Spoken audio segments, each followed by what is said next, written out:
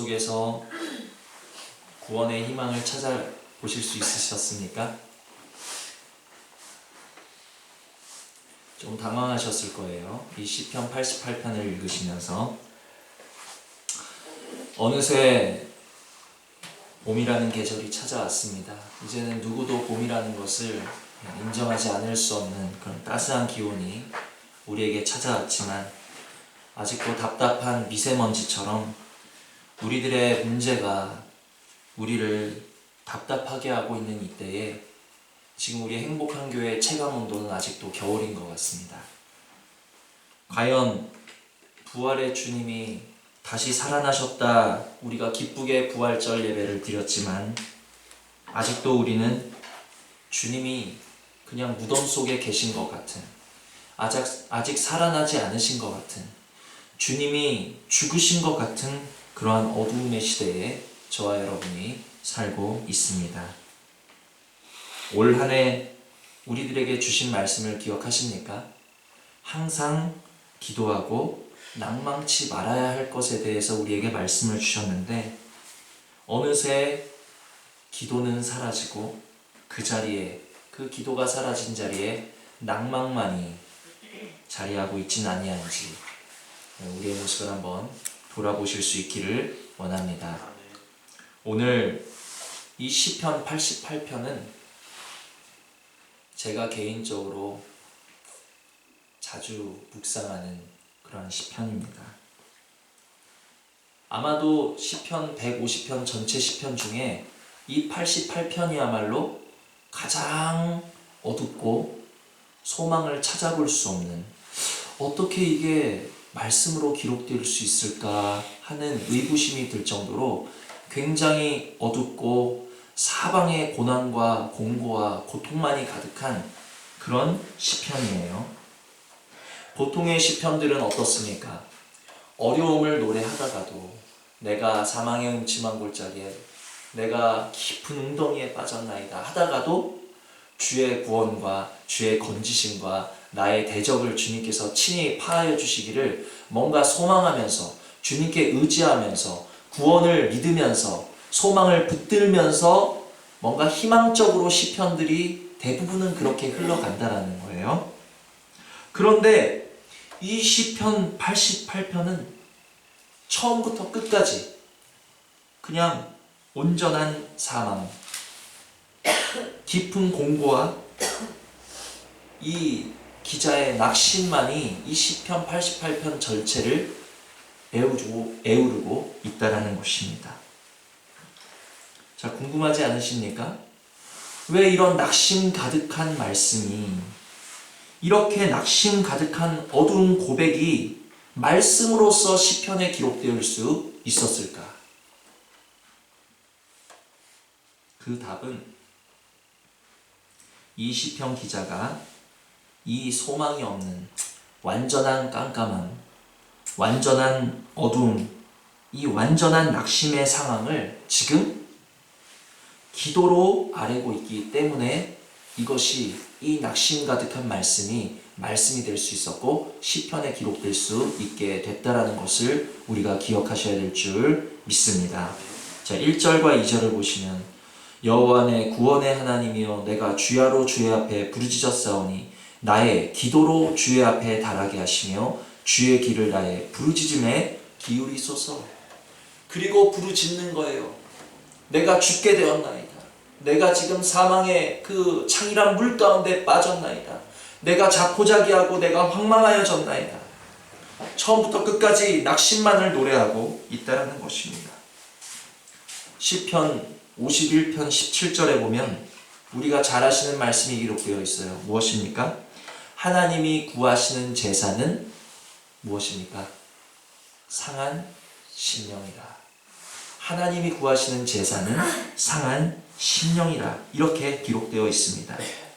오늘 시편 88편에는 소망이라고는 찾아볼 수 없는 한 줄기의 희망도 보이지 않는 그러한 상황이라 할지라도 그것이 기도로 하나님 앞에 올려질 때, 그것이 부르짖음으로 하나님의 귀에 상달될 때는 하나님이 찾으시는 바로 그 상한 심령이 된다라는 것을 오늘의 88편이 우리들에게 증거하고 있다라는 것입니다.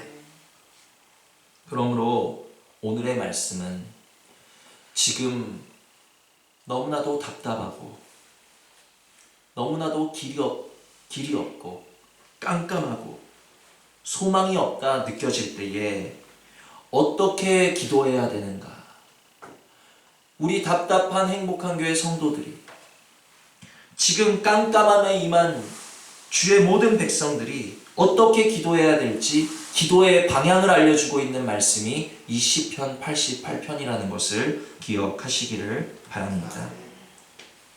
기도하면서 우리는 억지로 소망을 찾고 억지로 긍정을 찾으려고 해요.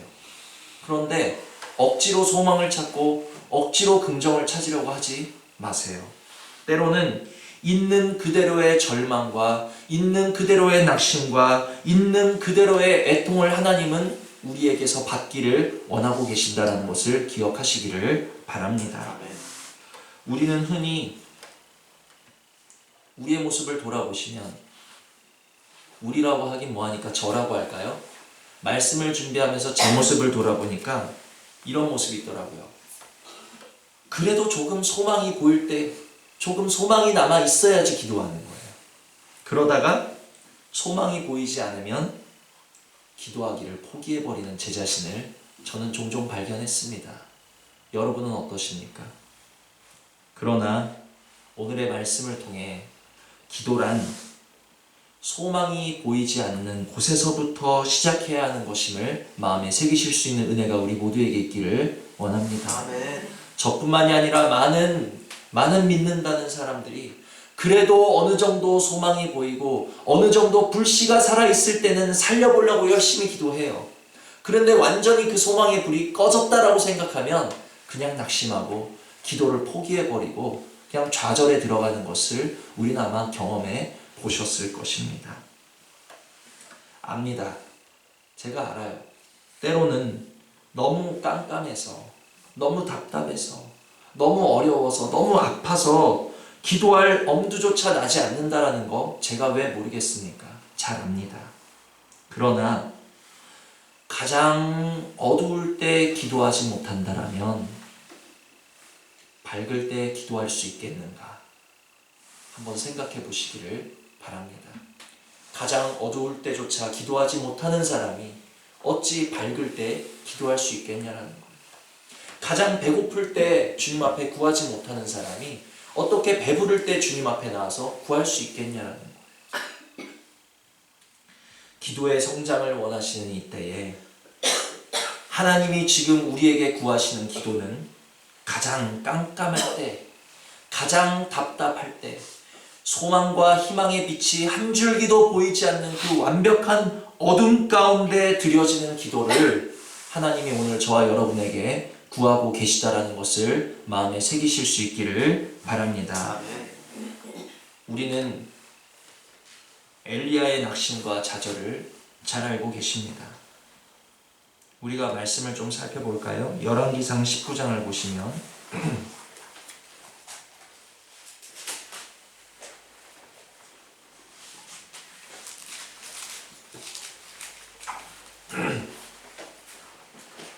열왕기상 18장에서 정말 과연 이게 사람으로서 가능한 일인가? 어떤 하나님의 사람도 행할 수 없을 것 같은 이런 불을 내리고 비를 내리는 엄청난 하나님의 역사하심을 맛보았던 그 엘리야가 이제 19장에서 그는 아합과 이세벨의 눈을 피하여 도망하는 도망자 신세가 되었습니다. 그래서 엘리야는 그 아합과 이세벨의 눈을 피해 광야로 들어가서 로뎀나무 아래 들어가 무엇을 하고 있습니까? 19장 4절을 보시면, 자, 우리 다 같이 읽어봅니다. 스스로 광야로 들어가 하룻길쯤 행하고 한 로뎀나무 아래 앉아서 죽기를 구하여 가로되 여호와여 넉넉하오니 지금 내 생명을 치옵소서. 나는 내 멸조보다 낫지 못하나이다 하고 로뎀나무 아래서 엘리야가 하고 있는 게 뭐예요? 죽기를 구하여 가로되. 여기서 참 재밌는 것을 발견할 수 있어요. 과연 하나님의 사람이라서 그런지 죽는 거 그냥 죽으면 되지 죽기도 구하고 있다라는 거예요. 오늘 이 시편 88편의 기자가 완벽한 절망과 완벽한 깜깜함과 완벽한 답답함과 낙심의 상황을 있는 그대로 여과하지 않고 하나님께 부르짖음과 기도로 아뢰는 것처럼 엘리야는 그냥 이제 더 살고 싶지 않은 거야. 그냥 확 죽어버리고 싶은 그 심정까지 하나님 앞에 숨기지 않고 죽기를 구하여 가로되 죽기까지 구하고 있다라는 것입니다.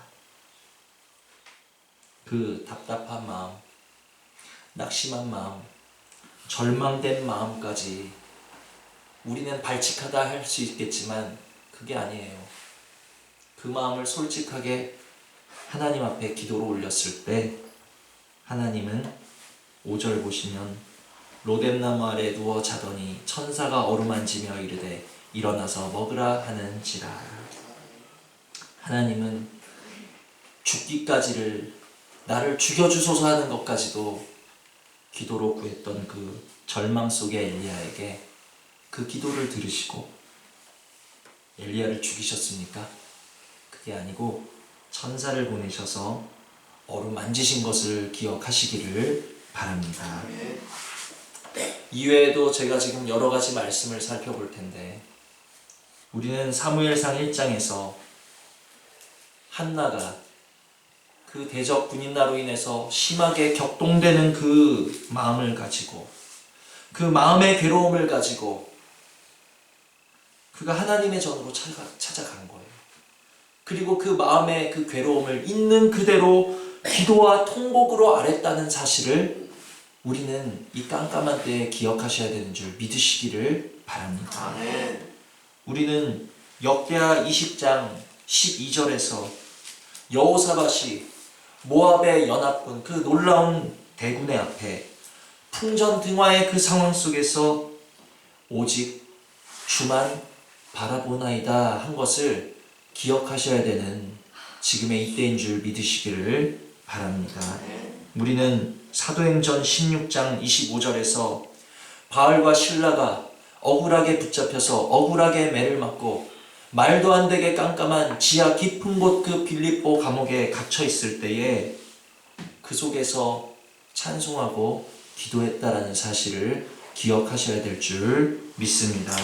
우리는 오늘 시편 88편의 이 기자가 희망이라고는 한 줄기도 보이지 않는, 소망이라고는 정말 조금도 보이지 않는 모든 것에 버려진 완벽한 절망, 그 있는 그대로 하나님 앞에 애통하여 부르짖었을 때 이것이 말씀이 되었고 시편이 되어 기록되어 수 있었다라는 사실을 우리는 기억하셔야 될 줄 믿습니다.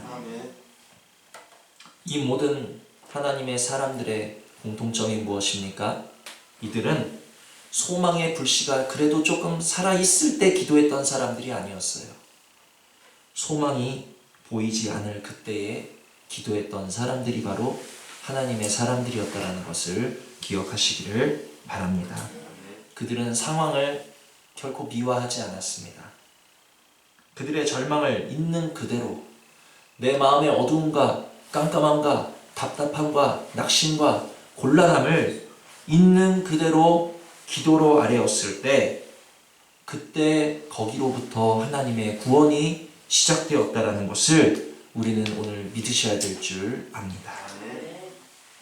마태복음 5장 4절에 애통하는 자는 복이 있나니 저희가 위로를 받을 것이며. 오늘 하나님은 우리가 소망의 가능성, 뭔가 우리의 머리의 계산으로 이건 좀 될 것 같아. 그러니까 이 될 것 같은 불씨 위에 기도의 기름을 좀 부어보자 하는 기도를 원하시는 게 아니라 완벽한 절망 가운데 애통으로 드려지는 기도를 원하고 계시다라는 것을 기억하시기를 바랍니다. 우리의 머리로 계산이 서지 않는 그때에, 답이 없는 그때에, 완전히 끝났다 생각되어지는 그때에 주님 앞에 답답한 심정으로 올려드리는 그 기도, 그 솔직한 기도, 절망 속의 기도를 하나님은 우리들에게 요구하고 계시다라는 거예요. 하나님이 올 한 해 저와 여러분에게 원하시는 것이 무엇인가? 항상 기도하고 낭망치 말아야 될 것을 다시 한번 마음에 새기실 수 있는 은혜가 우리 모두에게 있기를 원합니다. 아멘.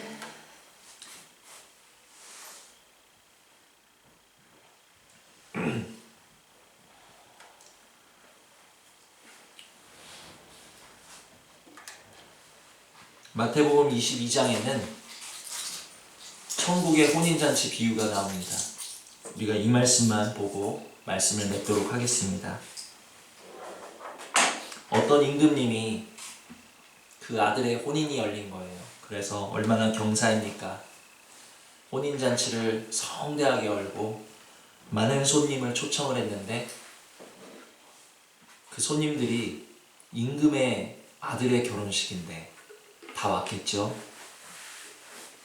그들이 5절에 보니까 저희가 돌아보지도 않고 하나는 자기 밭으로 하나는 자기 상업차로 가고, 그 임금의 아들의 혼인이 열리고 있는데 초청을 받았음에도 불구하고 밭에 가야 되기 때문에 나는 못 가겠다. 난 내 상업차로 가야 되기 때문에 못 가겠다. 우리들의 진짜 문제가 무엇인지 깨달으실 수 있는 은혜가 있기를 원합니다. 행복한 교회가 지금 갈 곳이 없는 게 문제가 아니에요. 지금 우리 예진폴리머 믿음강화도와 원유선 집사님, 우리 행복한 교회 사업장에 불황이 문제가 아닙니다.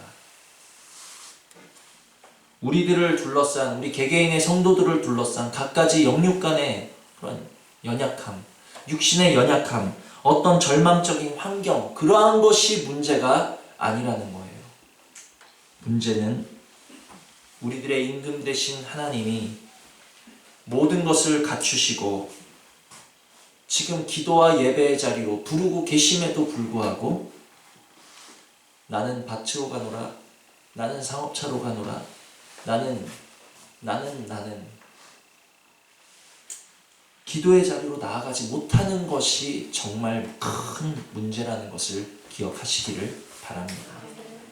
항상 기도하고의 자리로 하나님께서, 우리의 임금께서 지금 모든 것을 갖춰놓고 낙심치 말아라, 기도의 자리로 나아와라, 우리들을 초청하셨어요.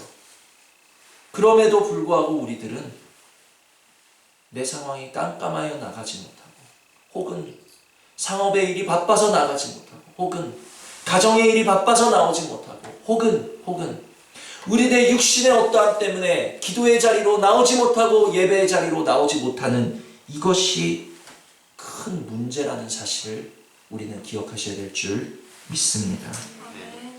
그래서 우리들의 애통이 바로 여기로부터 시작되어지실 수 있는 은혜가 있기를 원합니다. 주님, 주님의 부르심에 나아가지 못하는 나를 불쌍히 여겨 주시옵소서. 우리가 여기부터 애통하셔야 된다는 거예요. 말씀을 정리하겠습니다.